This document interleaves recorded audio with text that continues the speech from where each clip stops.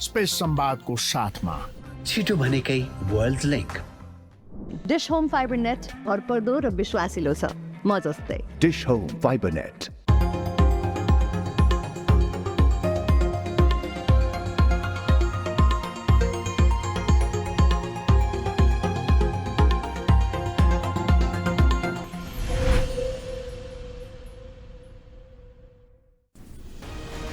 नमस्कार दर्शकवृन्द, स्पेस संवादको आजको श्रृङ्खलामा यहाँहरूलाई हार्दिक स्वागत छ। आज राजनीतिबाट अलि पर अर्थतन्त्रको विषयमा कुराकानी गर्छौँ र मुलुकको अर्थतन्त्र सँगसँगै राजनीति पनि जोडिएको हुन्छ। जुन देशको राजनीति स्थिर हुन्छ, जुन देशको राजनीति सबल हुन्छ, सफल हुन्छ, त्यो देशको राजनीति सँगसँगै अर्थतन्त्र पनि सफल र सक्षम भएर अगाडि बढ्दछ। नेपाल जस्तो विकसनोन्मुख राष्ट्रका निम्ति आज अर्थतन्त्र निकै चुनौतीका रूपमा खडा भइरहेको छ। हामी 2072 सालको भूकम्प, त्यस पछाडि आएको कोरोना काल लगायतका विभिन्न महामारीका कारणले गर्दाखेरि यो देशको अर्थतन्त्र थिलथिलो बनेको छ र कतिपय रूपमा रुस युक्रेनको युद्धका कुराहरू पनि जोडिन्छन्, इजरायल हमास गाजा क्षेत्रको युद्ध, प्यालेस्टाइनको युद्धका कुराहरू पनि जोडिन्छन् र विश्वमा अशान्ति हुँदाखेरि पनि छिटपुट मात्रामा हाम्रो देशको अर्थतन्त्रलाई समेत यसले केही मात्रामा असर पारिरहेको हुन्छ। तर यो भन्दै गर्दाखेरि हाम्रा देशका नौजवानहरूलाई हामी प्रत्येक दिन खाडी पठाउँदैछौँ, अलिकति सक्षम जनशक्ति विकसित राष्ट्रमा जाँदैछन् र यो देशमा नौजवानलाई रोक्न सक्ने खालको औद्योगिक क्रान्ति अझै पनि सुरुवात हुन सकिरहेको छैन। व्यवस्था परिवर्तन भयो र जनताको अवस्था जस्ताको तस्तै छ। आज मुलुकको अर्थतन्त्रको आकारलाई हेर्दाखेरि पुँजीगत खर्चको अवस्था निकै धराशायी छ। हामी विदेशी सञ्चित दरको कुरा गर्छौँ, विप्रेषणका कुरा गर्छौँ, जुन क्षणिक मात्राका लागि मात्रै हुन् र यिनी भनेका अर्थतन्त्रको दीर्घकालीन उपाय अन्तर्गत पर्दैनन्। अर्थतन्त्रको दीर्घकालीन उपाय भनेको त यो देशको जल, जमिन, वनजङ्गल, जडीबुटीलाई चाहिँ भरपूर मात्रामा प्रयोग गरेर आर्थिक स्रोत आफ्नै खुट्टामा, आफ्नै क्षमतामा उभिन सक्ने जबसम्म मुलुक बन्दैन तबसम्म हामीले अरूकै भर पर्नुपर्ने एउटा बाध्यता छ। आज ऋणको अवस्था हेर्दा 24 खर्बभन्दा माथि नागिसकेको एउटा परिस्थिति छ र हामी विकासका लागि, पूर्वाधार निर्माणका लागि ऋण काट्छौँ र त्यही ऋण अहिले यथावत रहेको ऋणको सामान्य ब्याज तिर्न ठिक्क छ, किनभने पुँजीगत खर्चको दरलाई हेर्दाखेरि यसले पनि प्रतिबिम्बित गर्दछ। यो जटिलताको बीचबाट पनि केही आशा र भरोसाका केही ट्यान्द्राहरू छन्। नेपालको अर्थतन्त्रलाई कसरी चलायमान बनाउन सकिन्छ, कसरी उकास्न सकिन्छ, अब आउने बजेट यो देशमा कस्तो हुनुपर्दछ, आज यिनै पेरिफेरमा कुराकानी गर्नका निम्ति अर्थविद डाक्टर रघुवीर विष्ट मेरा अतिथि हुनुहुन्छ। नमस्कार, स्वागत छ। अब सुरुमा चाहिँ नेपालको आजको अर्थतन्त्रको अवस्था चाहिँ ठ्याक्कै कसैलाई पनि नढाटिकन भन्दा र यसको चित्रलाई हेर्दाखेरि कस्तो अवस्थामा छ हाम्रो अर्थतन्त्र? असन्तुलित छ। हामीले यो अहिले भएको चिजलाई विश्लेषण गर्दाखेरि यो चाहिँ सन्तुलित अवस्थामा छैन। अझै पनि हामीसँग जोखिमहरू छ र त्यो जोखिम चाहिँ नि निरन्तर बढिरहेको अवस्था पनि देखिन्छ। किन भन्दाखेरि त्यसमा हाम्रा नीतिहरू भए या संस्थाका कामहरू भए, सरकारका जुन चाहिँ सम्बोधन गर्नुपर्ने विषयहरू छन्, ती कुराहरू चाहिँ ले त्यसलाई चाहिँ गरेको देखिँदैन। अर्थतन्त्रको जुन चाहिँ गतिशीलता छ या डाइनामिजम छ र त्यसमा चाहिँ नयाँ नयाँ चाहिँ डाइमेन्सनहरू थपिएको अवस्था छ र त्यसलाई चाहिँ सरकार पनि त्यही हिसाबमा इच्छा शक्ति देखाएर त्यसलाई सम्बोधन गर्नुपर्ने र त्यसलाई चाहिँ सन्तुलित गर्ने र आर्थिक वृद्धि चाहिँ हासिल गर्ने हिसाबमा जानुपर्नेमा त्यो कुराहरू देखिँदैन र झन् चाहिँ हामीले जुन शिथिल अर्थतन्त्र थियो त्यसमा चाहिँ थोरै चाहिँ अलि शिथिल भएको, अलि स्थिर भएको हो कि भन्ने आशा गर्दा गर्दै पनि अहिले फेरि आर्थिक वातावरण र भए चाहिँ ग्रस्त चाहिँ भएको हो कि बिग्रेको हो कि नीतिमा असन्तुलित थियो, वातावरणमा असन्तुलन अवस्था थियो र अर्थतन्त्रमा चाहिँ छँदै थियो। त्यसले गर्दाखेरि अहिले अब आशा चाहिँ नि गर्नु त परिहाल्यो, तर हामी पूर्ण रूपमा यो चाहिँ भूकम्प र कोभिडको जुन चाहिँ त्यसको धक्का छ, त्यो धक्काबाट चाहिँ उन्मुक्त हुन सकेको अवस्था छैन। अर्थतन्त्र शिथिल अवस्थाबाट निस्किन सकेको अवस्था हामी देख्दैनौँ। त्यसले गर्दाखेरि शिथिल नै छ र असन्तुलित छ। यो आजको यो चित्रलाई हेर्दाखेरि 72 सालको भूकम्प जुन नेपालीको शरीरमा लागेको माटो टकटकिन नपाउँदै भारतले लगाएको नाकाबन्दी, त्यस पछाडिको कोरोना काल र फेरि जाजरकोट र पश्चिम रुकुममा पछिल्लो समय गएको भूकम्प, त्यसपछि विश्वका कैयन युद्धका कुराहरू पनि सँगसँगै जोडिन्छन्। यो बाहेकका हामीले गर्नुपर्ने कुरा जसले अर्थतन्त्रलाई एउटा चाहिँ भनौँ न त्यो फिडब्याकको अर्थात् चाहिँ त्यसमा एउटा इट्टाको मलजलको एउटा त्यो कडी बन्न सक्छ, त्यो कुरामा चाहिँ हामी कहाँनिर चुकिरहेको छौँ ट्याक्कै सर? हाम्रो यो चिजलाई तपाईँले विश्लेषण गर्दाखेरि एउटा चिज चाहिँ नि सैद्धान्तिक रूपमा हामीले खोज्नुपर्छ। यदि तपाईँले हाम्रो बजेटलाई र नीति तथा कार्यक्रमहरूलाई हेर्नुभयो भने हामी उत्पादनबाट वितरणमुखीमा आएका छौँ। यथार्थबाट हामी चाहिँ चर्चा र लोकप्रियताको हिसाबमा आइरहेका छौँ। हाम्रो उत्पादन भन्दा पनि भाइरल ट्रेन्डमा चाहिँ हामी गयौँ, परनिर्भरतामा चाहिँ हामी विश्वास गर्ने हिसाबमा आइरहेका छौँ। भन्न खोजेको हाम्रो चाहिँ नि व्यवहार, चरित्र र सोच चाहिँ नि को प्याराडाइम शिफ्ट चाहिँ नि वितरणमा आइरहेको देखिन्छ र उत्पादन भन्दा उपभोगमा हाम्रो जोड आएको छ। भन्न खोजेको हामी अहिले उत्पादन नगरिकन हामी समृद्धिका कुरा गर्छौँ, उत्पादन नगरिकन हामी विलासी जीवनका कुराहरू गर्छौँ, हामी उत्पादन नगरिकन गरिबी चाहिँ हटाउने कुरा गर्छौँ, हामी जीवनस्तर उकास्ने कुराहरू गरिरहेका छौँ, जुन कुराले अर्थतन्त्रकोमा चाहिँ नकारात्मक असर परेको हामीले पाउन सक्छौँ। एउटा पाटो त्यो छ। त्यसले गर्दाखेरि हाम्रो सरकारको हेर्नुभयो भने सरकारको ध्यान चाहिँ उत्पादन, तपाईँलाई अहिले एउटा कुरा भन्नुहोस्, श्रम मन्त्रालयको काम देशको श्रमिकको अधिकार र हक र हितको मात्रै कुरा गर्ने होइन, त्यसको नेपालमा आवश्यक पर्ने श्रमको चाहिँ व्यवस्थापन योजना र हामीलाई कति चाहिन्छ। तर अहिले तपाईँले हेर्नुभयो भने श्रम मन्त्रालयको काम भनेको हामीले चाहिँ युरोपको, अस्ट्रेलियाको, मलेसियाको एजेन्टको रूपमा देख्न पाउनुहुन्छ।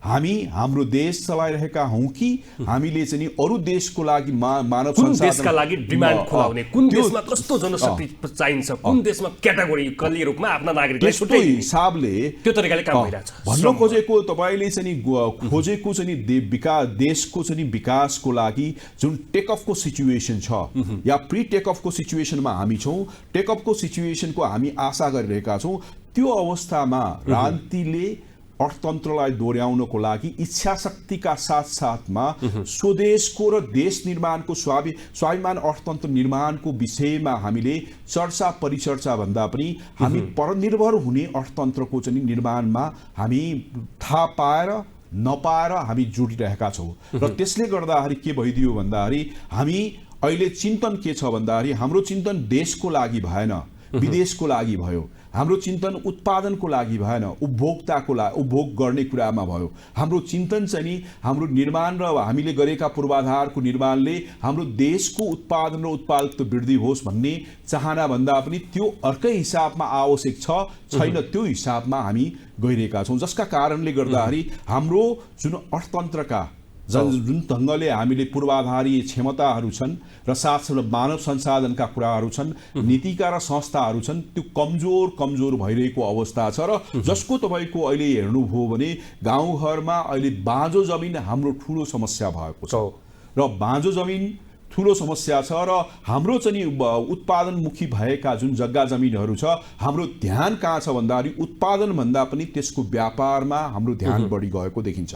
र त्यो भइसकेपछि उत्पादन बिनाको आर्थिक वृद्धि दर, उत्पादन बिनाको चाहिँ तपाईँको उपभोग, उत्पादन बिनाको जीवनस्तर उकास्ने कुरा र उत्पादन बिनाको चाहिँ समृद्धिका कुराहरू एउटा चाहिँ झेल र यो चाहिँ भ्रम चाहिँ छर्ने कुराहरू भएको देखिन्छ। र हाम्रा चाहिँ अर्थशास्त्रीहरू या नीतिशास्त्रीहरू र साथसाथमा अर्थमन्त्रीज्यूहरूले त्यो कुरालाई त्यसलाई चाहिँ हामीले ल्याउन सक्यौँ, पुनर्स्थापित गर्न सक्यौँ। पहिलो कुरा हाम्रो चाहिँ उत्पादन भन्ने कुरा मनस्थितिमा राख्न सक्यौँ, चिन्तनमा र सिद्धान्त र व्यवहार र नीतिमा राख्न सक्यौँ भने मात्रै अर्थतन्त्रको अहिले देखिएका असन्तुलनहरू बिस्तारै चाहिँ समाधान हुने अवस्था छ। तपाईँलाई म एउटा कुरा उदाहरण के दिन चाहन्छु भन्दाखेरि अमेरिकाको जोई बाइडेनको चाहिँ अहिले युनियनमा एड्रेस भयो, उसको पहिलो एजेन्डा र पर्फर्मेन्सको एचिभमेन्टको कुरा गर्दाखेरि मैले रोजगारी यति सिर्जना गरेँ, सबैभन्दा ठुलो चाहिँ उसको उपलब्धिको रूपमा उसले राखेको हामीले पाउन सक्छौँ। तर हाम्रो अर्थतन्त्रमा यदि फर्क्यौँ भने हामीसँग चाहिँ त्यो कुराहरूको त्यो पाटो भने हामीले कति विदेशमा पठायौँ भन्ने कुरा बाहेक हाम्रो चाहिँ आफूले गरेका कुराहरू र सुधार भएका कुराहरूको तथ्य र तथ्याङ्क जनतालाई चाहिँ बुझाउन सक्ने अवस्था अर्थतन्त्रको छैन। त्यसले गर्दाखेरि र विकसित राष्ट्रमा प्रणालीले काम गरेको हुन्छ।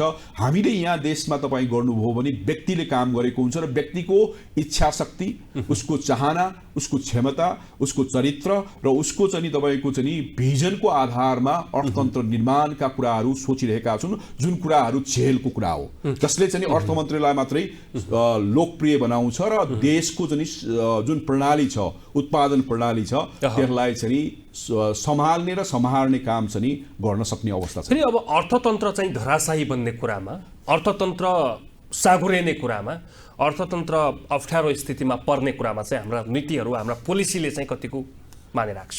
एकदमै तपाईँले अहिले भर्खर आएको चाहिँ अर्थमन्त्रीज्यूको नीतिका कार्यक्रममा हेर्नुभयो भने तपाईँले उत्पादनका कुराहरू तपाईँको चाहिँ जुन सिद्धान्त छ, प्राथमिकतामा थोरै परेको छ, सबै वितरणमुखी छ।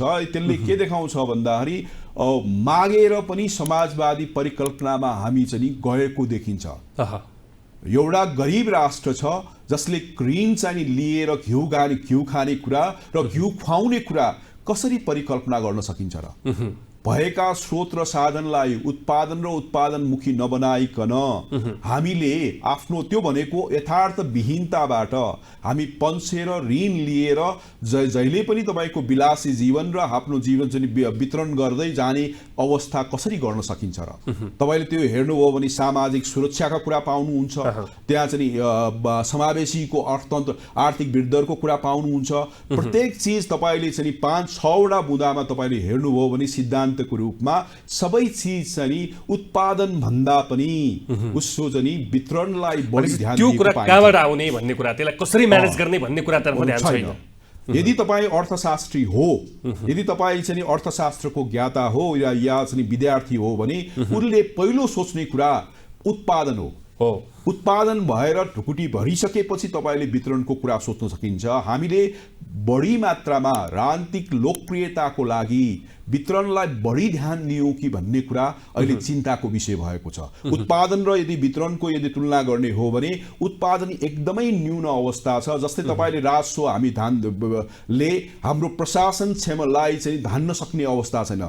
5% चाहिँ तपाईँको ऋण लिएर हाम्रो प्रशासन चाहिँ चलाउनु पर्ने अवस्थामा अब बाँकी तपाईँ सामाजिक सुरक्षाका कुरा गर्नुहोस् या तपाईँले चाहिँ अन्य वितरणका कुराहरू गर्नुहोस्, अब ऋण लिएर नलिकन त्यो सम्भावना छैन र त्यस्तो अवस्थामा त्यही सामाजिक सुरक्षा भत्ता बढाउने नाममा हामथाप छ। व्यवहारिकको सरकारले कति बढायो, कति पुर्यायो भन्ने खालको छ यो देशमा। अनि तपाईँले चाहिँ त्यो व्यवहारिकता पनि भएन, यथार्थता पनि भएन नि त। तपाईँको जग्गा बाँझो गइरहेको छ, उद्योगहरू बन्द हुने कगारमा छ। तपाईँले हेर्नुभयो भने अहिलेको पिरियडमा करिब चाहिँ 40 देखि 80वटा भन्दा बढी चाहिँ उद्योगहरू बन्द भएको अवस्था छ र भएका उद्योगहरू पनि चल्ने अवस्था छैन। तपाईँले अहिले सुगर मिल चाहिँ 400 जना तपाईँले रोजगारी दिएको सुगर मिल बन्द भएको अवस्था छ। त्यसको चाहिँ राष्ट्रको कुनै चिन्ता छैन। तर अमेरिकामा एउटा सानो चाहिँ उद्योगको विषयमा केही चाहिँ हाम्रा चाहिँ श्रमिकहरूले या कामदारहरूले झन्डा लिएर बस्दाखेरि पनि राष्ट्रपति कार्यालयले त्यसलाई सम्बोधन गरेर नेगोसिएसन गरेर त्यो उद्योगलाई निरन्तर गरेको देखिन्छ। म यहाँ त्यस्तो चिज चाहिँ कुनै पनि देखेको देखिँदैन। जस्तै चिनी उद्योगका कुराहरूलाई कुरा गर्नुहोस्, चिनी चाहिँ उखु उत्पादक चाहिँ कृषकका कुराहरू गर्नुहोस्, त्यो चिज चाहिँ समस्यामा आउनुपर्ने कुरा विषय होइन। यसको मतलब कृषिलाई चाहिँ औद्योगिकरणमा बदल्न सक्नु पर्दथ्यो होइन, उद्योगसँग जोड्न सक्नु पर्दथ्यो। हामी त्यसमा चुकिरहेका छौँ। त्यो पाटो कुरा गरे होइन। इस्यु आउन साथै सरकार चाहिँ सक्रिय भएर त्यसलाई चाहिँ सम्बोधन गर्नुपर्ने थियो। जसै श्रमिकको समस्या छ, सम्बोधन गर्नुहोस्। उद्योग र श्रमिकको बीचको समस्या छ, सम्बोधन गर्नुहोस्। कच्चा पदार्थको समस्या छ, सम्बोधन गर्नुहोस्। प्रविधिको कुरा छ सम्बोधन गर्नुहोस्, लगानीका कुराहरू छ सम्बोधन गर्नुहोस्। सरकार छ नि त्यो भने नै आर्थिक क्रियाकलापको मियो हो नि त। एउटा उद्योगहरू छ नि बन्द हुनु भनेको औद्योगिक वातावरण छ नि ह्रास हुँदै जानु, लगानीमा मान्छेहरू छ नि हतोत्साहित हुनु र साथमा छ नि अनि त्यो भइसकेपछि त औद्योगिक वातावरण त बिग्रेर गइसकेपछि कृषि क्षेत्र त कहाँ रहन्छ र। एउटा बाटो नि सर, जस्तो 2046 साल पछाडि होइन त्योभन्दा अगाडिका भएका जम्मै उद्योगहरू चाहिँ निजीकरण गरिसकेपछि कैयन उद्योगहरू बन्द भए। आज उनीहरूको अवशेष भेटाउन पनि गाह्रो छ होइन। अब कुनै देशको विकास गर्न, अर्थतन्त्रलाई सुधार्नका निम्ति त औद्योगिकरण त प्रमुख प्रायोरिटीमा पर्नुपर्ने होइन र, राज्यको प्रायोरिटीमा। तर यहाँ पढिरहेको छैन भन्दा हाम्रो गति, हाम्रो नीति, हाम्रो पोलिसी विकास र समृद्धितर्फ नै छ सरकारको एक्टिभिटीहरू हेर्दाखेरि।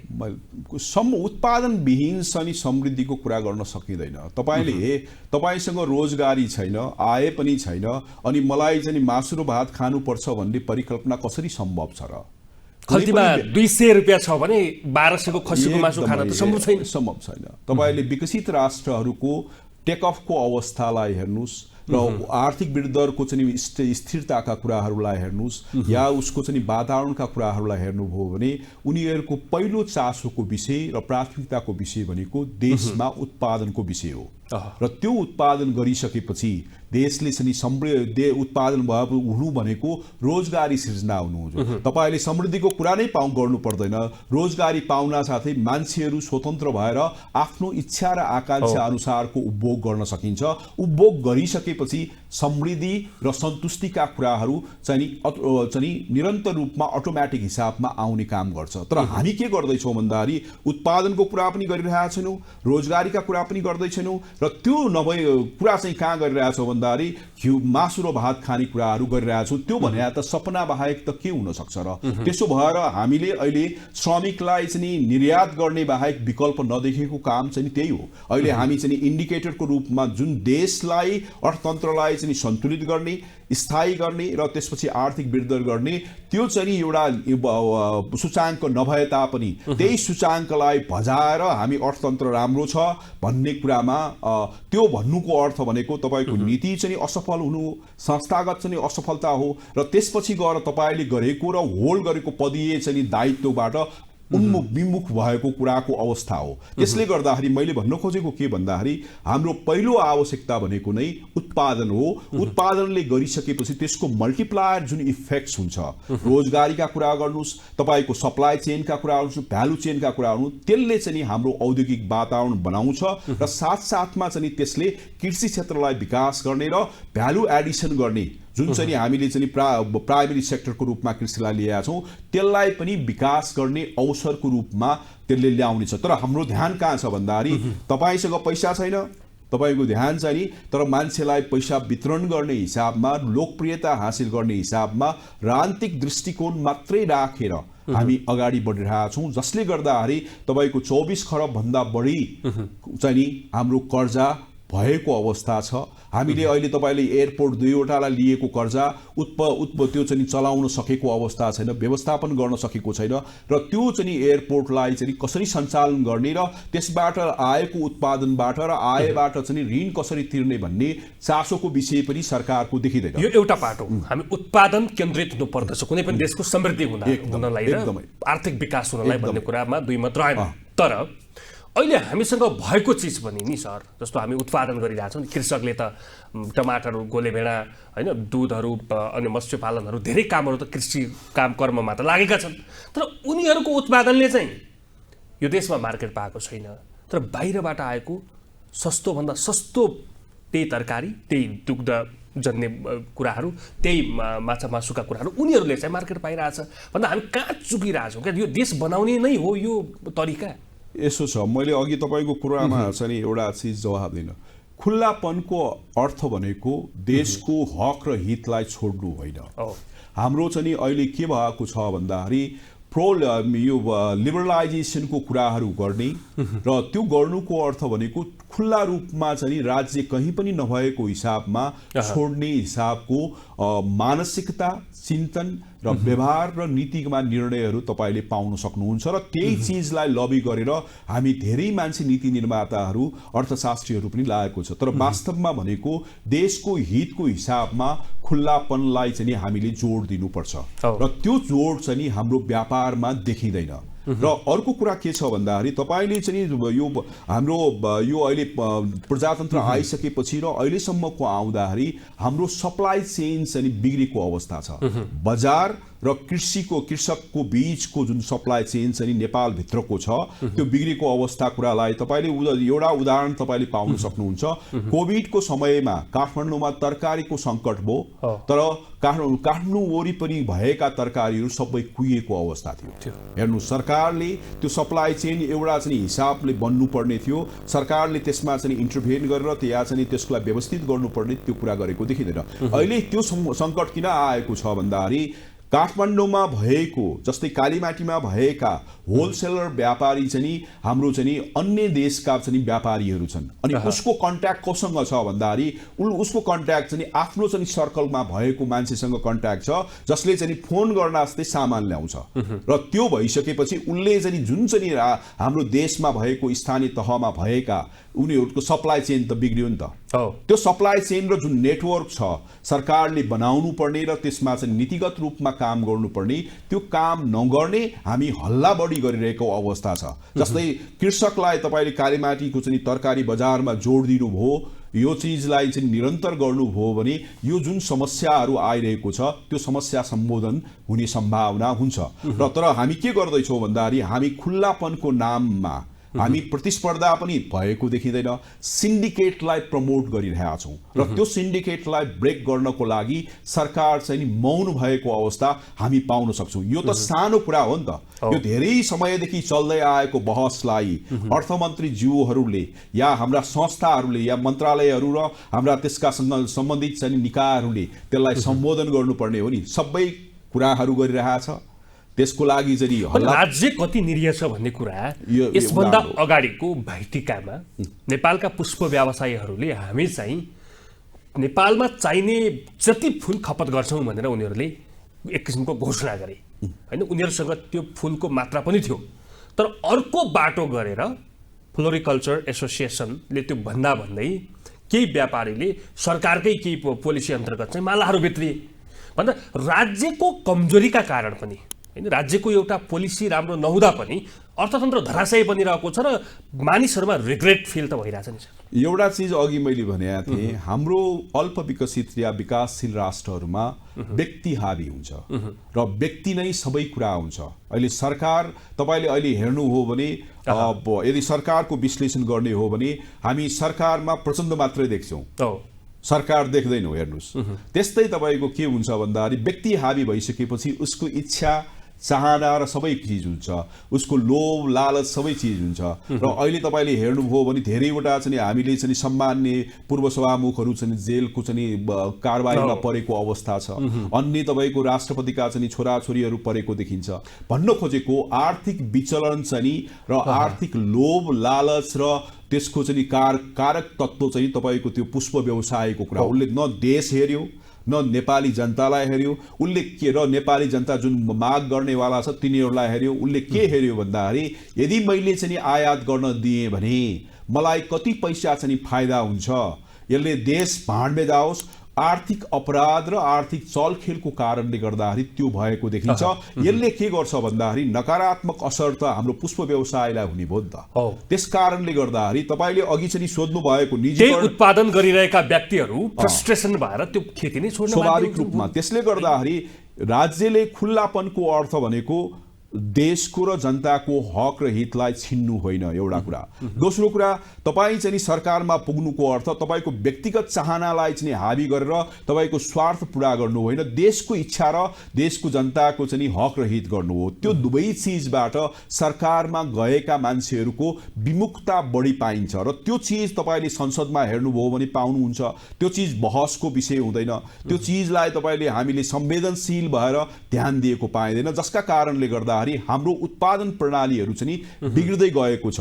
हाम्रो चाहिँ जुन चाहिँ सप्लाई चाहिँ चेन छ त्यो बिग्रिँदै गएको अवस्था छ र जसलाई चाहिँ सम्हार्ने र सम्हाल्ने मान्छेको आवश्यकता छ र त्यो चाहिँ हामीले यी चिजहरूलाई चाहिँ अर्थशास्त्रीय हिसाबले भन्दा पनि राजनीतिक दृष्टिकोणले हेरेका छौँ। कति कहाँ नाफा घाटाको कुरा मात्रै गरेर नेताले त देशको हक र हितलाई हेर्ने हो नि, जनताको हक र हितलाई हेर्ने हो नि, त्यो कुरालाई भन्दा पनि आफ्नो व्यक्तिगत नाफा घाटाको हिसाबले हेरिरहेको देखिन्छ र जसले गर्दाखेरि 30 वर्षपछि तपाईको अहिले हेर्नु तपाईको आर्थिक अपराधका कार्य चाहिँ तपाईको कारबाहीहरू चाहिँ एकदमै बढेको अवस्था तपाईँ हामीले पाउन सक्छौँ। त्यो नै त्यसको परिणति हो। त्यसले गर्दाखेरि त्यो एउटा उदाहरण र सूचाङ्कलाई लिने हो भने हाम्रो आर्थिक वातावरण चाहिँ कतिको बिग्रेको रहेछ, आर्थिक अपराधहरू कतिको बढेको रहेछ भन्ने कुरा हामीले देख्न सक्छौँ। र अस्ति अघिको एउटा कुरामा निजीकरणको सवालमा पनि तपाईँले निजीकरणको हिस्ट्रीलाई हेर्नुहोस्, त्यसको प्रोसिड्युर्सलाई हेर्नुहोस्, त्यहाँ पनि तपाईँले के पाउनु हुन्छ भन्दाखेरि खुल्लापनको अर्थ भनेको देशको अर्थतन्त्र ध्वस्त गर्ने होइन, तर ध्वस्त गरेको देखिन्छ। तर के को लागि भन्दाखेरि आफ्नो व्यक्तिगत इच्छा र आकाङ्क्षालाई परिपूर्ण गर्नको लागि, राष्ट्रको भन्दा पनि तपाईँले चाहिँ अहिले हर्षिदी टायल कारखानाको लागि देशमा टायल चाहिरहेको छ हेर्नुहोस्, तर हर्षिदी टायल कारखानामा बिना पैसा तपाईको चाहिँ नि उसलाई चाहिँ जिम्मा लगाएको देखिन्छ। तपाईको चाहिँ पेपर भिडुटी पेपरको चाहिँ कुरा गर्नुहोस् त्यस्तै छ, बाँसबारीको चाहिँ कुराहरू गर्नुहोस् तपाईँले त्यस्तै छ। भन्न खोजेको हामीले प्रजातन्त्र ल्याएकोमा हाम्रो चाहिँ आर्थिक जुन अभिलाषा छ त्यो परिपूर्ण गर्नको लागि पार्टीहरू र सरकारमा बस्नेहरू र नेताहरू चाहिँ आफ्नो चाहिँ खुल्लापन र या निजीकरणको नाममा त्यसलाई चाहिँ भजाएर चाहिँ आफ्नो नाफाघाटा गरेको कारणले गर्दाखेरि हाम्रो औद्योगिक वातावरण चाहिँ विचलनमा आएको र त्यो विचलनले गर्दाखेरि अहिलेको परिणति चाहिँ भोग्नुपर्ने अवस्था आएको हामी पाउन सक्छौँ। सर, हाम्रो अब अर्थतन्त्रलाई सुधार्ने एउटा कડીका रूपमा चाहिँ पर्यटन हो, यो देशको ब्युटी हो, नेचुरल ब्युटी हो होइन। हामीसँग जमिन छ, जल छ, जङ्गल छ, सँगसँगै जडीबुटी छ र त्यसभित्र पाइने विभिन्न प्रजातिका जनावरहरू छन्, चराचुरुङ्गीहरू छन्। हाम्रो त्यो एक किसिमको नेचुरल ब्युटी भएको यो मुलुक देश, हाम्रो देश, हामी आज चाहिँ हामीसँग भएका स्रोत साधनलाई प्रयोग गर्न जानिरहेका छैनौँ, सकिरहेका छैनौँ। म पटक पटक उदाहरण दिने गर्दछु।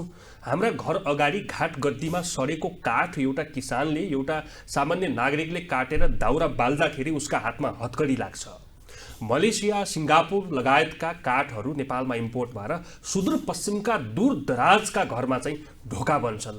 हामीले काठ निर्यात गर्दा 200% भन्दा बढी कर लागेको रहेछ, विदेशबाट काठ आयात गर्दा जम्मा 7% मात्रै कर लाउँदो रहेछ भन्दा यो देशलाई बनाउने भन्दा पनि यो देशको शासन सत्तामा बसेकाहरू चाहिँ आफू बन्ने, देश भारमा जाओ भन्ने खालको पद्धतिका कारणले पनि यो झन्झन विकसित बन्दै गइरहेको छ यो देश। तपाईँले जुन भन्नुभएको छ त्यो न्यारेसन बनाउन सकिन्छ। हामीले अहिले तपाईँले हेर्नुभयो भने प्रजातन्त्र व्यक्ति परिवारको लागि मात्रै सीमित भएको देखिन्छ र अहिले तपाईँले विश्वमा या एसियामै नेपालको प्रजातन्त्र हेरेपछि र यो प्रजातन्त्र चाहिँ एसियामा असफल चाहिँ भइरहेको हो कि भन्ने शङ्का गरेको अवस्था छ। यो तपाईँले जुन विषय उठाउनु भएको छ एकदमै सान्दर्भिक र आवश्यक विषय हो। म अघिदेखि कुरा गरिरहेको के छ भन्दाखेरि हाम्रो ध्यान उत्पादनमा छैन, हाम्रो ध्यान उपभोगमा छ,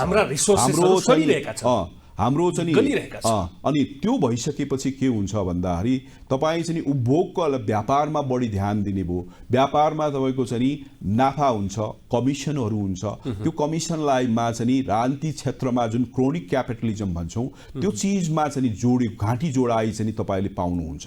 त्यो कारणले गर्दाखेरि हामीले त्यसलाई चाहिँ जुन हामीसँग छ त्यो कुरालाई चाहिँ राम्रो तरिकाको छानबिन, अध्ययन, अनुसन्धान गरेर कसरी त्यसलाई व्यवस्थित गर्ने भन्ने कुराहरू गर्न नसकेको एउटा चाहिँ यो नजिक चाहिँ ठुल्ठुला रुखहरू छन् घरका पछाडि, म मेरो घरमा एल्युमिनियम लाउँदैछु, यो विडम्बना होइन सर? यो पैसा गएन, हाम्रो देशको पैसा चाहिँ जबरजस्ती चाहिँ हामी विदेश पठाउँदै छैनौँ। यही चिजलाई म एउटा उदाहरण दिन्छु। अमेरिकामा तपाईँ जानुभयो या क्यानाडामा जानुभयो या युरोपमा जानुभयो भने हाम्रो चाहिँ उनीहरूको काठको घर हुन्छ हेर्नुहोस्।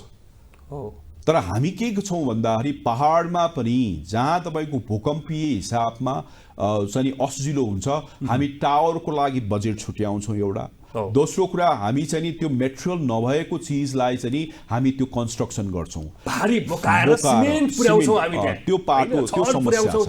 अब तपाईले यो हाम्रो अहिलेको जेनेरेसन भन्दा हाम्रो चाहिँ 50 वर्ष या 60 वर्ष या 100 वर्ष अगाडिको जुन जेनेरेसन छ तिनीहरू साह्रै बुद्धिमानी छन्। कारण किन भन्दाखेरि उनीहरूको घरको यदि तपाईको इन्भेस्टमेन्ट हेर्नुभयो भने उसँग 1 करोड छ भने उसको चाहिँ 10 लाख या 15 लाख रुपियाँको इन्भेस्टमेन्टमा उसले घर बनाउँछ र त्यसपछि गएर उसले चाहिँ बाँकी भएको लगानी गर्छ, जमिनमा लगानी गर्छ र उत्पादनमा लगानी गर्छ। अहिलेको पुस्ता के छ भन्दाखेरि घर बनाउने नाउँमा तपाईको चाहिँ ऋण लिन्छ, त्यो ऋणको चाहिँ वर्षैभरि तिर्दै जान्छ, त्यसको उपयोग छ कि छैन त्यो हिसाबको हाम्रो मनस्थिति र त्यो चीजहरू देखिन्छ। कुनै पनि हालतमा सेन्स अफ इकोनोमिक र इकोनोमिक स्कुलिङ चाहिँ स्कुलिङ थिङ्किङ चाहिँ छैन हाम्रोमा र त्यसले गर्दाखेरि हाम्रो उत्पादन चाहिँ हाम्रो जीवनस्तर उक्सिने भनेको हाम्रो कच्चा पदार्थ हामीसँग के छ, त्यो अनुसारको हाम्रो घरको डिजाइन कस्तो छ, त्यो भूकम्प प्रतिरोधी पनि हुनु पर्यो, सबै चीज हुनु पर्यो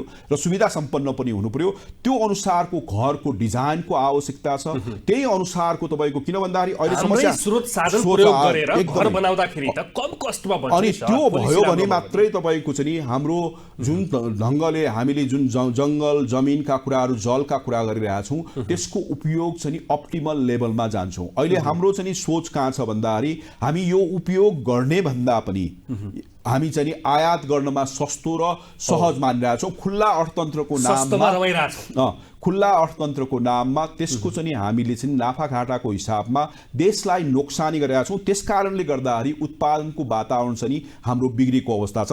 तपाईले पञ्चायतकै समयमा आयातको विषयमा के थियो भन्दाखेरि जसले उत्पादन गर्छ औद्योगिक क्षेत्रले त्यसले त्यसलाई आवश्यक पर्ने कच्चा पदार्थ मात्र ल्याउने चाहिँ प्रोभिजन थियो।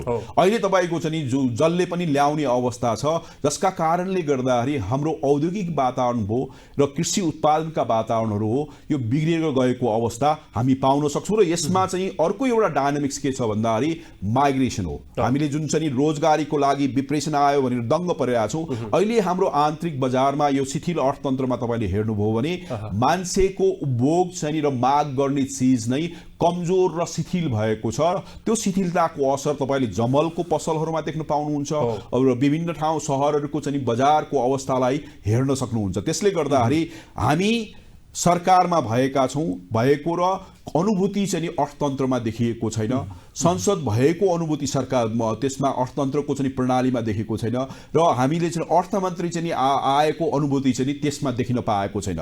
यदि त्यो अनुभूति भएको भए त्यो चीजहरू चाहिँ हाम्रो रोजगारीको रूपमा चाहिँ त्यो चाहिँ सृजना भएर आउँथ्यो, त्यो चाहिँ आयको हिसाबमा आउँथ्यो, उत्पादनको हिसाबमा आउँथ्यो, करको हिसाबमा आउँथ्यो र जसले देशलाई चाहिँ समृद्धि बनाउन उन्मुख चाहिँ सहयोग पुर्याउन सक्ने। अब रेमिट्यान्स चाहिँ मुलुकको अर्थतन्त्र सुधारको एउटा विङ्स त बन्न सक्ला, तर दीर्घकालीन समाधान त होइन नि सर। तपाईले विप्रेसन चाहिँ अल्पकालीन हो। तर अब यसै कुरालाई चाहिँ रमाइरहेछन् हेर्नु न, यो राजनीतिक दलहरू राजनीतिक कर्मीहरू बुझेर हो। अहिले तपाईले अर्थमन्त्रीज्यूहरूको चाहिँ प्रतिवेदनलाई हेर्नुस्, सबैभन्दा पहिलो बुदा रेमिट्यान्स हुन्छ आज हाम्रो देशमा। नेपाल राष्ट्र बैंककै तथ्याङ्कलाई हेर्नुस्, त्यो उहाँहरूको चाहिँ राम्रो पक्षको हिसाबमा व्याख्या गर्नुहुन्छ र यसैलाई चाहिँ हामीले चाहिँ अर्थतन्त्र राम्रो भएको कुरालाई स्वीकार गरिरहेका छौं। तर त्यो अल्पकालीन हो। यस डबल डिजिट यो आयो या तपाईको नेपालीहरू चाहिँ बाहिर बस्न थाले या अर्को चाहिँ देशमा कुनै अर्डरहरू चाहिँ वारहरू भयो या अन्य चीज घटनाहरू भयो भने हाम्रो विप्रेसन चाहिँ को जुन फ्लो छ त्यो बिग्रिने अवस्था हुन्छ। त्यसले गर्दाखेरि हामीले चाहिँ राष्ट्रिय चिन्तन बढाउनु के जरुरी छ भन्दाखेरि हाम्रो विकल्प के, अहिले तपाईले याद गर्नुभयो भने बजेटमा करिब 50 अरब रुपियाँको चाहिँ अनुदान राखेको छ। तर त्यो 50 अरब पुर्याउन पनि हामीले लक्ष्य हासिल गर्न सकेको अवस्था छैन। भन्न खोजे अनुदान पनि तपाईको आशामा छैन, विप्रेसन पनि तपाईको कुनै पनि बेला जे पनि हुन सक्छ, जोखिमबाट बाहिर छैन। त्यसले गर्दाखेरि हामी फर्किनु पर्ने कुरा के एउटै मात्रै चीज छ, देशको अर्थतन्त्रलाई चाहिँ हामीले सेल्फ सस्टेन बनाउने हो भने हामी उत्पादनमा नफर्किकन विकल्प छैन र त्यो उत्पादन चाहिँ गर्नको लागि हामीसँग जे चिजहरू छ हामीले अहिले सोचाइ कस्तो छ भन्दाखेरि हाम्रो सोचाइ चाहिँ नि हामी नेपाललाई चाहिँ अस्ट्रेलिया बनाउने हो कि युरोप बनाउने हो कि हाम्रो चाहिँ तपाईँको चाहिँ अमेरिका बनाउने भन्ने सोच चाहिँ एकदमै गलत छ हाम्रो आफ्नै संरचना छ हाम्रो आफ्नै स्रोत र साधनहरू छ हाम्रो आफ्नै चिजहरू छ जसलाई चाहिँ जसको आधारमा देशलाई योजना चाहिएको छ देशलाई चाहिँ बजेट चाहिएको छ देशलाई चाहिँ नीति चाहिएको छ तब मात्रै हामी सम्भव छ हामीसँग एउटा उदाहरणको रूपमा भुटानलाई देख्न सक्छौँ भुटानलाई हामी नाक खुम्च्याउने हिसाबमा लिन्थ्यौँ तर भुटानको अहिले हेर्ने हो भने उनले साइलेन्ट डिप्लोमेसीले ठुलो एचिभमेन्ट गरेको छ र विश्वलाई चाहिँ उनले चाहिँ के भनेको छ भन्दाखेरि प्रजातन्त्र मात्रै ठुलो होइन है हामीसँग ह्याप्पिनेस इन्डेक्स भनेर विश्वलाई दिएको अवस्था हामी पाउन सक्छौँ टुरिज्ममा तपाईँले उनले जथाभावी भुटान भनेको छ जस्तै अब भारतसँग हाम्रो समस्या छ हेर्नुहोस् तर भारतबाट उसले आए साइलेन्टली तपाईँको चाहिँ आए गरेको अवस्था हामी पाउन सक्छौँ र त्यसपछि गएर तपाईँले हेर्नुभयो भने टुरिज्मको कुरामा हामी जथाभावी टुरिस्टमा आउने चाहिँ जसले चाहिँ डलर चाहिँ खर्च गर्न नसक्ने टुरिस्टलाई पनि हामी भित्र्याउँदैछौँ उसले एउटा नियम बनाएको छ प्रतिदिन चाहिँ $250 तपाईँको खर्च गर्ने टुरिस्टलाई मात्रै उसले चाहिँ स्वागत गरेको अवस्था छ र त्यसले गर्दाखेरि क्वालिटी टुरिज्मको कुरा गर्छ तर हामी त्यो पाटोबाट बिच्केको अवस्था छ हामीसँग स्रोत र साधन छ भुटानको भन्दा पनि हामी त्यसको चाहिँ उपयोग गर्न सकिरहेका छैनौँ र अहिले जलविद्युतमा चाहिँ थोरै आशाको केन्द्र आशा चाहिँ सुरु भएको अवस्था छ जसले गर्दाखेरि शिथिल अर्थतन्त्रमा पनि जलविद्युतको निर्यातले थोरै मात्रामा भयो भने व्यापार घाटा कम गर्ने र त्यसपछि गएर राष्ट्रको चाहिँ आय वृद्धि गर्ने र यसले चाहिँ वैकल्पिक हिसाबमा हाम्रो चाहिँ उत्पादन प्रणाली विद्युतको कुरा गर्दै गर्दा पनि सर जति बेला हामीसँग पर्याप्त विद्युत हुन्छ हामीलाई चाहिँदैन खपत पनि त्यति हुँदैन त्यो बेला चाहिँ यतै जलविद्युत पनि त्यो खेर गइरहेछ हैन जति बेला हामीलाई पनि आवश्यक पर्छ हामीलाई अनिवार्य रूपमा चाहिन्छ त्यति बेला चाहिँ सर्टन एमाउन्टमा चाहिँ जलविद्युतको सम्झौता गरिन्छ यो पनि त एउटा पोलिसीको कमजोरी हो नि त हैन हामीले कसरी बिक्री गर्ने विद्युत निर्यात कसरी गर्ने यसको पोलिसी कसरी बनाउने हाम्रो चाहिँ अडान कहाँ रहने भन्ने खालको पनि त्यो त्यति राम्रो चाहिँ पोलिसी बने जस्तो लाग्दैन यसो छ जलविद्युतको कुरा गर्दाखेरि हामी अर्थशास्त्रीहरू के विचार गर्छौँ भन्दाखेरि निर्यात गर्नु भनेको सेकेन्ड अप्सन मात्रै हो पहिलो अप्सन भनेको तपाईको देशमा त्यसको चाहिँ उपयोग गर्नु हो उद्योग क्षेत्रको लागि भो घर धुरीको लागि भो हाम्रो चाहिँ अहिलेको जमानामा भनेको इनर्जी इन्टेन्सिभ इकोनोमिक ग्रोथ या डेभलपमेन्टको एप्रोचमा संसार गएको अवस्था छ जसले इनर्जी कन्जम्सन बढी गर्न सक्छ त्यो देश चाहिँ अहिले समृद्ध र विकसित भएको अवस्थाको यी सूचाङ्क छ त्यो बाहेक पनि अरू धेरै कुरा सूचाङ्क छ तर त्यो एउटा चाहिँ सूचाङ्क महत्त्वपूर्ण छ र नेपालले पनि सोच्नुपर्ने कुरा जलविद्युतको कुरा निर्यातलाई चाहिँ सेकेन्डमा हो यदि खेर गएको अवस्थामा तर पहिलो प्राथमिकता हाम्रो उत्पादनको वातावरण तयारी गर्नको लागि र साथमा उपभोगमा हाम्रो चाहिँ सेल्फ सस्टेन हुनको लागि हामीले पहिलो काम चाहिँ त्यसलाई चाहिँ उपयोग गर्ने हो त्यो उपयोग चाहिँ हाम्रोमा प्रयास चाहिँ अहिले एउटा चिज चाहिँ हाम्रो करिब 97% जनताले विद्युत पनि उपलब्धता पाएको छ त्यो एउटा एकदमै खुसीको कुरा छ तर औद्योगिक क्षेत्रको कुरा गर्नुस् या कृषि क्षेत्रको कुरा गर्नुस् त्यसको उपभोग एकदमै कम छ र शहरी जीवनमा तपाईले भन्नुस् न अहिले तपाईसँग चाहिँ अर्बन लाइफमा मेट्रो छ छैन त्यो एउटा हुन सक्थ्यो होला घरहरूमा लिफ्ट छ छैन त्यो चीजहरू अहिले बिस्तारै भइरहेको छ त्यसले गर्दाखेरि जति उपभोग चाहिँ हामीले गराउन सक्यौं त्यो चाहिँ देशको लागि फाइदाजनक हुन्छ र किन भन्दाखेरि एउटा त कर हामीसँग रहन्छ दोस्रो कुरा हामीलाई चाहिँ डलर तिरेर चाहिँ हामीले पेट्रोलियम प्रोडक्टहरू चाहिँ ल्याउन नपर्ने हुन्छ त्यसले गर्दाखेरि व्यापार अर्को कुरा हाम्रो पैसा हाम्रो भित्रै रहने भयो अनि जसले गर्दाखेरि पुँजी निर्माणका कुरा भयो लगानीका कुराहरू भयो त्यसको मल्टिप्लायर इफेक्ट चाहिँ हामीले एन्जॉय गर्न पाउने भएको अवस्था छ अहिले चाहिँ कस्तो छ भन्दाखेरि हाम्रो चाहिँ भारत चाहिँ हाम्रो भारतसँग चाहिँ एकदमै मोनोपोली अधिकार छ एकाधिकार छ नेपालका सन्दर्भमा त्यसले गर्दाखेरि उनले किन्न भन्यो भने हामीले किनाउनको लागि सस्तोमा दिनुपर्ने हुन्छ र अहिले नेपाली जनतालाई तपाईं बढीमा दिइरहनु भएको छ एउटा सानो राष्ट्रको चाहिँ बाध्यता हो र यो चाहिँ एउटा हिसाबमा डिप्लोमेसी फेलियर पनि हो र तपाईले चाहिँ मार्केटिङ चाहिँ हाम्रो फेलियर पनि हो यदि दुईवटा चीजलाई नेगोसिएसन चाहिँ फेलियर पनि हो। यदि प्रपर नेगोसिएसन गर्न सक्यो भने आशा गर्न सकिन्छ, तर यो पनि एउटा आशाको विषय हो। भोलि गएर सायद परिवर्तन होला, तर विकल्प के छ भन्दाखेरि हामीले बुझ्नुपर्ने कुरा भारत चाहिँ हाम्रो भारतको एकाधिकारको अवस्था अहिलेको अवस्था छ। भारत बाहेक हामीसँग चाहिँ किन्ने क्षमता भएको चाहिँ क्लाइन्ट छैन र त्यसले गर्दाखेरि उपभोग्यमुखी हिसाबमा हामीले सामान बेच्नुपर्ने बाध्यता हाम्रो छ।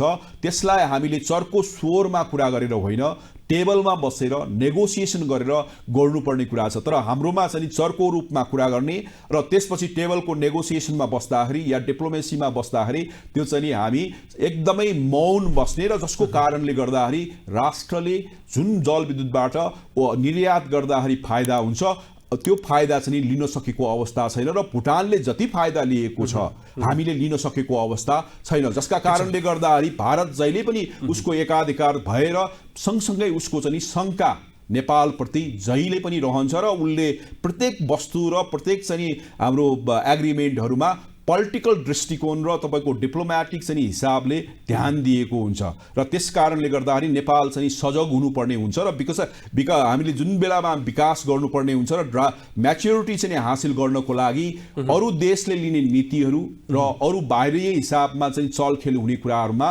नेपाल हामी जस्तो सानो देश भएकोले एकदमै संवेदनशील भएर सोच्नुपर्ने आवश्यकता देखिन्छ र यो चाहिँ सोचेको देखिँदैन हामी। अब एउटा कुरा चाहिँ एउटा बहस चाहिँ थोरै हामी अन्तिमतिर सेयर मार्केटको पनि निकै ठुलो बहस हुने गर्दछ।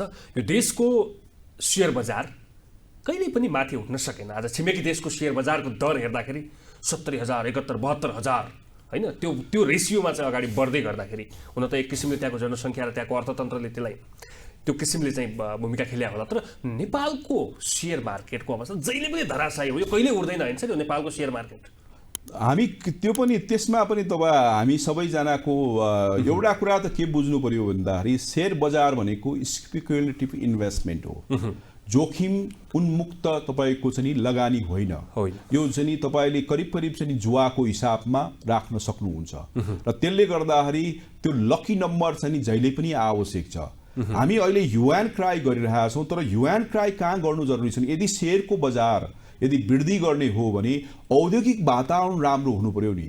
बैंकको नाफा कम भएको छ, बैंकको सेयर कसरी वृद्धि हुन्छ र उद्योगहरू चाहिँ बन्द भएको अवस्था छ, त्यो बन्द भएको उद्योगमा कसले लगानी गर्छ, कसले माग गर्छ, त्यो सेयरको माग कसले गर्छ र त्यो हामी नगरिकन हामी कहाँमा गइरहेका छौँ भन्दाखेरि हामी चाहिँ सेयर बजार मात्रै बढोस् भनेर, यो त सबै इकोसिस्टम हो, चेन हो। जुन कम्पनीहरू दर्ता भएका छन् ती कम्पनीहरूको पर्फर्मेन्स राम्रो नभइकन सेयर बजार कसरी बढ्छ र? कोही पनि मान्छेले पर्फर्मेन्स नगरेको कम्पनीमा लगानी गरेर जोखिम कसले लिन चाहन्छ?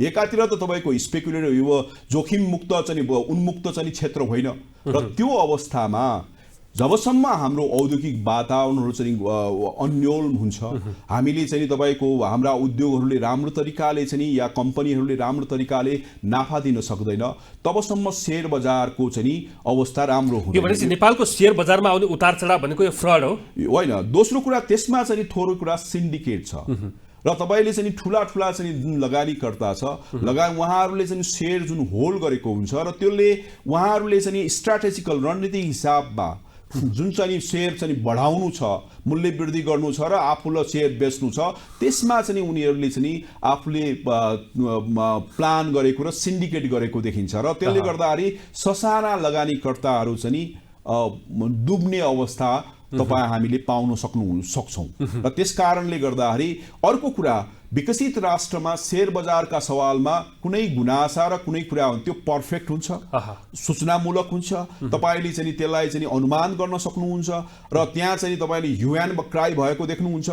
यो अहिले अल्प विकसित राष्ट्रमा हामी चाहिँ जनताहरू पनि एकदमै अस्थिर अन्योल र तपाईको भएको देखिन्छ, जसका कारणले गर्दाखेरि शेयर बजार पोलिटिकल इस्यु हुन सक्दैन, शेयर बजार एउटा बहसको विषय पनि हुन सक्दैन। शेयर बजार मान्छेको चाहिँ लगानी गर्ने स्वतन्त्रताको, मैले कहाँ लगानी गर्नुपर्छ, कस्तो लगानी गर्नुपर्छ, कति लगानी गर्नुपर्छ भन्ने अधिकारको एउटा चाहिँ त्यो चाहिँ एक्सरसाइज हो, जसका कारणले गर्दाखेरि हामीले लगानीकर्ताहरूले के बुझ्नु जरुरी छ भन्दाखेरि जबसम्म हाम्रो जति लिस्टेड भएका कम्पनीहरूको पर्फर्मेन्स राम्रो हुँदैन तबसम्म तपाईँको त्यसले चाहिँ स्थिरता र त्यो चाहिँ जुन चाहिँ बढ्नुपर्ने छ त्यो बढ्ने अवस्था। जस्तै तपाईँको रिलायन्सको एक्जाम्पल लिनु न, रिलायन्सको सेयर लिन साथै तपाईँ प्राइमेरी इस्यु गर्न साथै उसको तपाईँको 1 महिनामा हेर्नुभयो भने उसको चाहिँ एकदमै 5,000 10,000 पुगेको अवस्था छ र उसको स्थिर अवस्था। किन भन्दाखेरि त्यो सेयर चाहिँ कम्पनीको रिफ्लेक्सन हो, इन्डिकेटर हो र कम्पनीले राम्रो नाफा गरिसकेपछि